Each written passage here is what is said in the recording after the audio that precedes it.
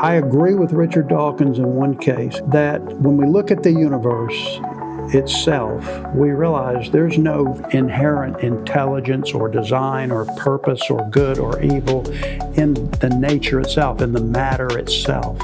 We agree with that. And yet we know there is design and intelligence behind that.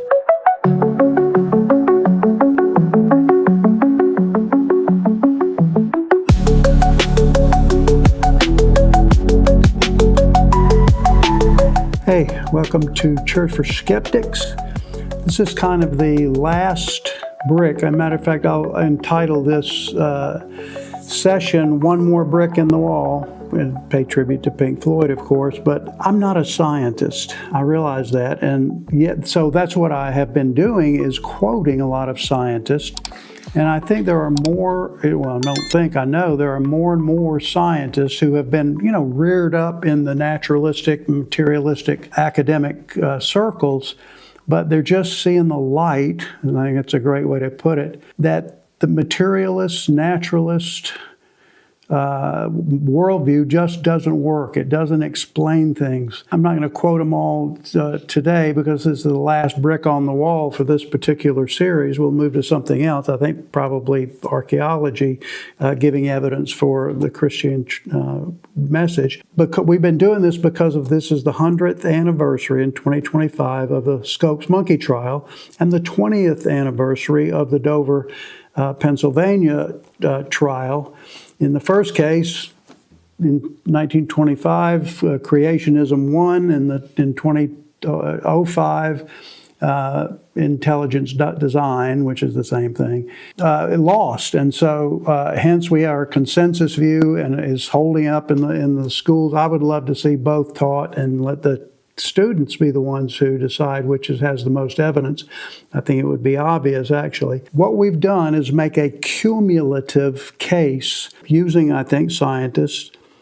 And the cumulative case is the brick on the wall. It's like you just keep adding these bricks to make the case against or for what you're making heavier and heavier and heavier to the point that it just can't, the opposition just can't bear the load, It's like lifting weights. So quickly, the cumulative case is, number one, the universe has beginning. All this, by the way, is since the last 100 years and coming from science itself. Science is not the enemy. Believe me, science is not the enemy here. We've proven scientifically, we could have known that otherwise. The whole point is the universe had an absolute beginning from nothing. And I've had a few comments try to say, no, it's not nothing, but it is. And that's what scientists would agree with that when you come down to an infinity or infinitive singularity, it's the same as nothing. And they try to make it into something, of course, but it just doesn't work. So that's number one. Number two, we've learned from science that the universe itself has to exist by being so finely tuned it is way beyond the ramifications of the possibility of chance. Number three, it gets even better or worse, I guess, just depending on your perspective. The fine-tuning of life, the anthropic principle, just cannot possibly be by chance because too many things have to be perfect, just right for life to exist, in particular on planet Earth. The final brick on the wall here that we're going to talk about a little bit today is that life itself, we've learned from science that life itself is information. Now, going from there, information equals intelligence. Here's what I've done. I did what everybody does now. I Googled it. I'm not going to give you my scientific opinion about this, that life itself is information. And it's obvious. You can't, there's no place you can't get information from non-intelligence. And especially when I'm going to read you these things. I'm going to read you some stuff, and hopefully you'll be able to read a lot along with me here. So this is I Googled, and now Google, of course, when you go to ask a question at Google, you get the AI summary, and that's what I've got here, the AI overview, rather. So here's, I asked the question, why does DNA contain information? Here's what they said. DNA carries information because it contains the instructions. Let me pause there. If it's information, that's intelligence, but if it's instructions, that means there's a will behind the intelligence that's telling you something they want you to do. That's what instructions are for. You read the manual. When you I recently bought a fan, and it took me 3 days to put it up because I was trying to read the instructions. DNA carries information because it contains the instructions for building and maintaining an organism. Building and maintaining an organism. These instructions are encoded. There's another intelligent design word. In the specific sequence. Specific means it's just so. Sequence means it's ordered on purpose. The specific sequence of nucleotides, and those would be A, T, C, G, which stand for the 4 chemicals of life, within the DNA molecule. The sequence acts like a code, information, dictated, a will, dictating which proteins should be produced and when, ultimately determining an organism's traits and functions. Now, I ask this, why does the DNA have to be transferred or transcribed into RNA? So you've got DNA molecules who actually hold the information, but then RNA is another molecule. It doesn't replicate, but it carries the information from DNA. This is getting more and more complicated, of course. And here's what the AI overview said about that question. DNA information needs to be copied into RNA primarily because DNA is a stable, long-term storage molecule located in the nucleus, while RNA serves as a readily usable intermediary for protein synthesis in the cytoplasm. This process, called transcription, allows the cell to create proteins, now watch this, without risking damage to the precious DNA molecule. Man, this process is so great that you have checks and balances, so to speak. And here's the thing, DNA and RNA have to be together. You can't have one and then the other, because the DNA is what makes the RNA, and the RNA is what carries the information from the DNA. They have to both be at the same time. That's not evolution. That is definitely intelligent design, however. It's a lot of intelligence, more than you can imagine. It's kind of like Mission Impossible. I love it when a plan comes together, and that's what's happening in billions, think about this, billions of cells in our bodies all the time, every day. Pretty neat here. I also asked a couple questions from Quora, and sometimes they have some neat things, and they rate the answers that they get, and so this was the most prominent answer here. And why does it have to replicate? The usual answer, and the question being, why does DNA have to replicate to RNA? Here's the answer, the most prominent one. The usual answer is that you have only one copy of the gene in the DNA.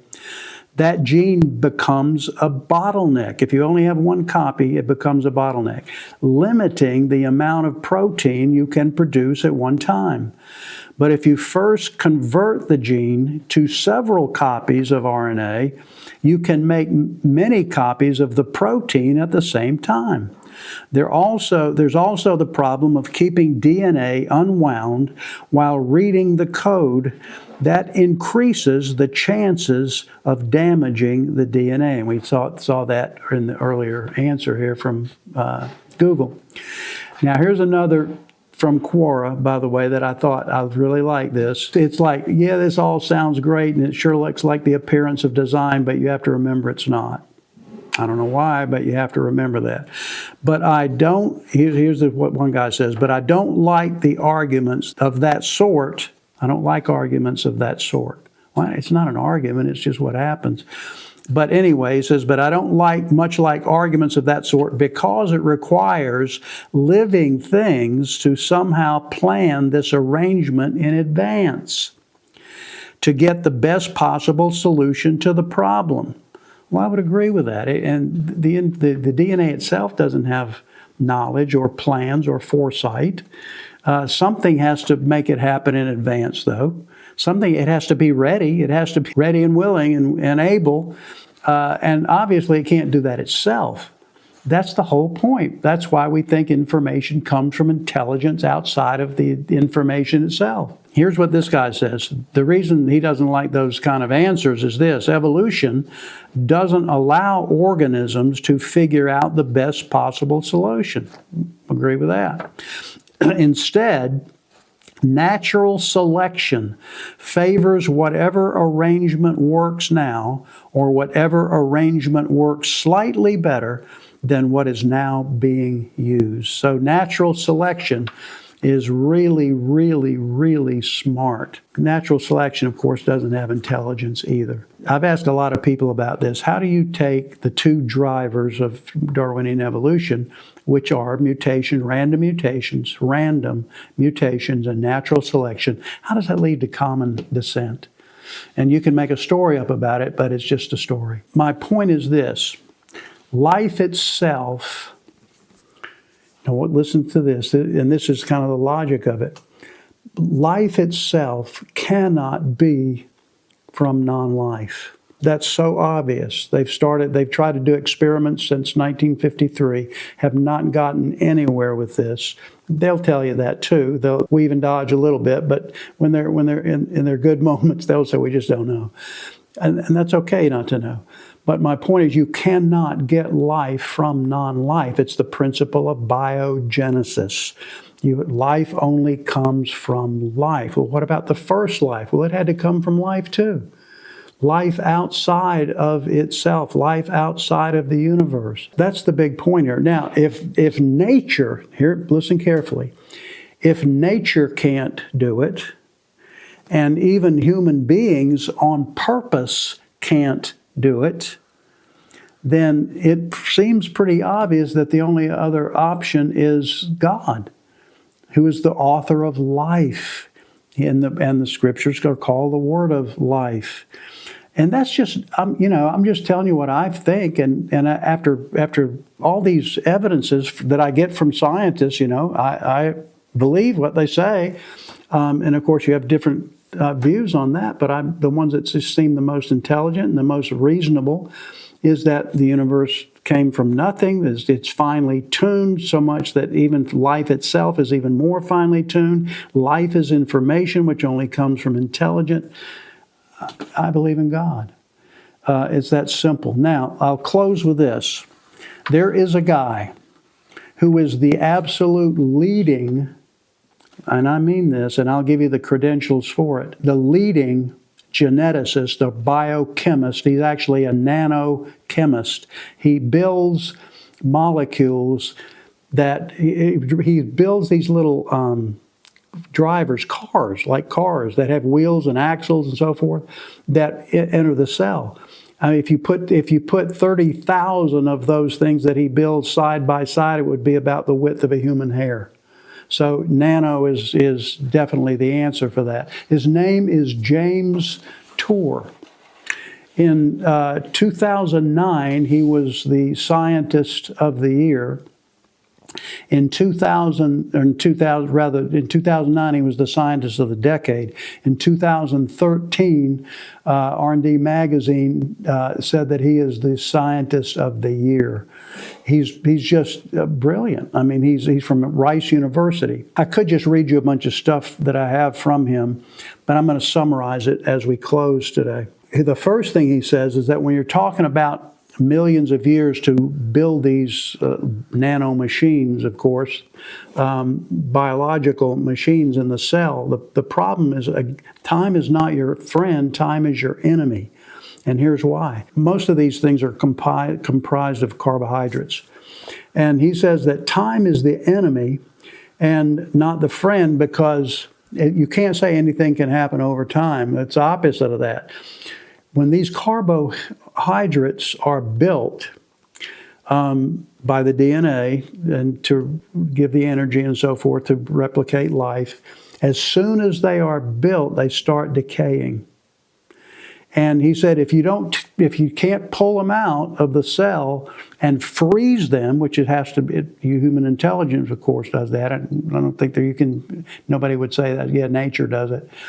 If you can't freeze them immediately, they're gonna start decaying immediately, and they're not gonna last very long. Hours in some cases, weeks at the longest. So the whole millions of years doesn't work with that. This is the leading nanochemist scientist in the world says you need to stop the funding to find nature in a test tube, let's say, or to find life in a test tube. You need to stop the funding for that because it cannot possibly be done by nature. And so all the money that's poured into it, which is millions and millions and millions of dollars, it could much be better served elsewhere. The last brick on the cumulative case is that life that cannot come except from life, it cannot be produced by nature. It cannot be produced on purpose by us. The only alternative is that it is produced by God. Let there be life, God said. He breathed life into Adam, and Adam became a living soul. Not just Adam, of course, all the animals and plants and everything that has life comes from the life giver. Again, it cannot be done naturally. It cannot be done on purpose except by the purposes of God. And that just makes more sense to me than anything else. If it doesn't for you, okay. I would say this. I agree with Richard Dawkins in one case, in one event, that when we look at the universe itself, we realize there's no inherent intelligence or design or purpose or good or evil in the nature itself, in the matter itself. We agree with that. And yet we know there is design and intelligence behind that. We don't have to make up a purpose for ourselves to live. It's already been designed for us. We just have to figure out what it is and do the best we can to live by it. Hope this helps. Thanks for watching.